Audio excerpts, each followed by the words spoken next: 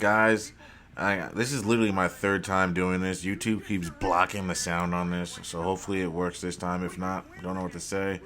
But all I'm going to tell you is this. I'm going to make it quick. 60% of the money is on the Cowboys. Ass is kicked. 60% of the money on the Browns. Ass is kicked.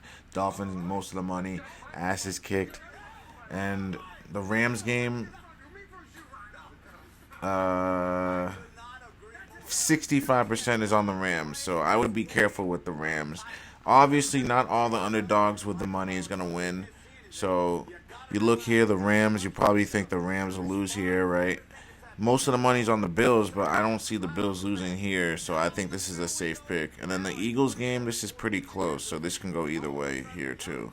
So, just be careful with the Rams game, especially, because I know the Rams seem like a good pick here, but with all this money, man, it's not going to matter who the better team is. It's about where they can get all the money. So, the Lions are probably going to win this game, honestly, because it's just too much money, guys. Let's be honest about it. Even though the Rams have a better coach, they have a better scheme. They hit on 5 draft picks, 4 at least. The D-tackle, the linebacker, the corner, and Nakua. So, the Lions, they hit on some guys, too. But we got questions, though, at receiver. We still got questions on defense. There's a lot of questions on the Lions. So the Rams could win this, but the money just scares me.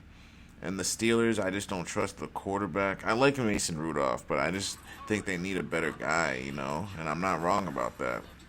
The Bills, yeah, you already know how I feel about them. That's my Super Bowl pick before the Ravens. Ravens are after, but I think the Bills, even though they have most of the money on them, they should. They're the better team, The only thing is, I think the Steelers will probably cover that spread because, you know what I mean? Because of how everything is.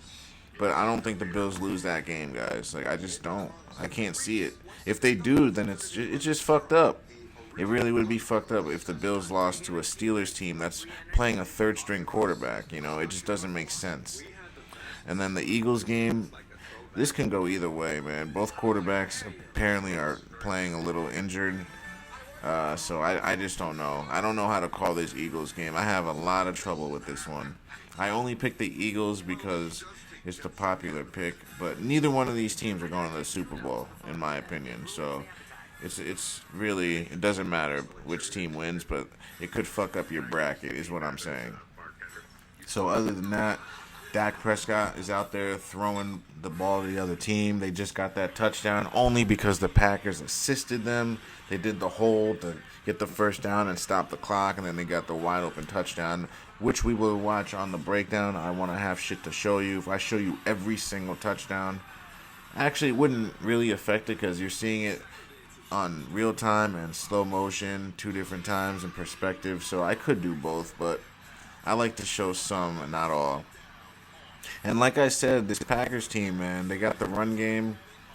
They haven't even used Dillon yet, so they could still use their 2-headed monster. As long as Jordan Love plays a clean game in the second half, he won't get any blame if the Cowboys come back and win. If anything, the defense will get blamed. But if he throws picks, then he'll get blamed. Right now, if the Cowboys lose, Dak gets all the blame, of course. He hasn't even thrown for 100 yards. You're getting outplayed by a younger guy that's in his first time in the freaking playoffs. You've been here before, and you've been unsuccessful. This will be 3 strikes, and Dak has to be out after this.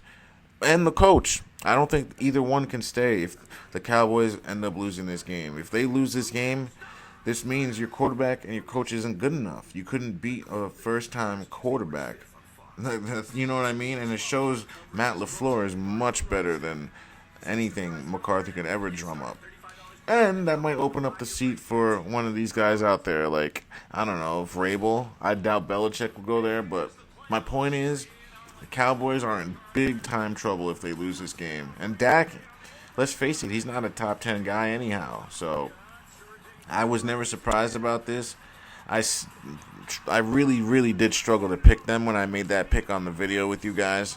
I wanted to go with the Packers, but I just couldn't, only because both of the Packers tackles were injured. That's the only reason, guys. I promise you. Other than that, I really thought the Packers were going to win. But I thought because both tackles were injured, they were going to have both the edge guys, Parsons and that other guy, come off and have a big game on the edge.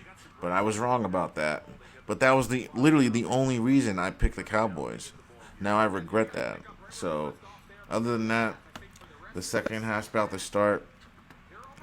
I would say to you guys, don't pay attention to any of that shit because the number one defense lost, the number one offense lost, the best receiver, supposedly CeeDee Lamb, they say only has 2 receptions for 10 yards. So basically, it's the opposite of what's been happening in the regular season. If they say this team is so great at whatever they say, like passing, expect them to not be able to pass. Say if they're so good at running the ball, expect them not to run. If they're good at defense, expect them not to play defense. So pay attention to that shit they overemphasize. It's always going to be the opposite, guys. Other than that, guys, stay tuned for the Rams segment because I think I'm going to make a small video for that just based on how they play the game out on us and try to play with our intelligence and all this nonsense they do. So just stay tuned, guys. Thanks for watching.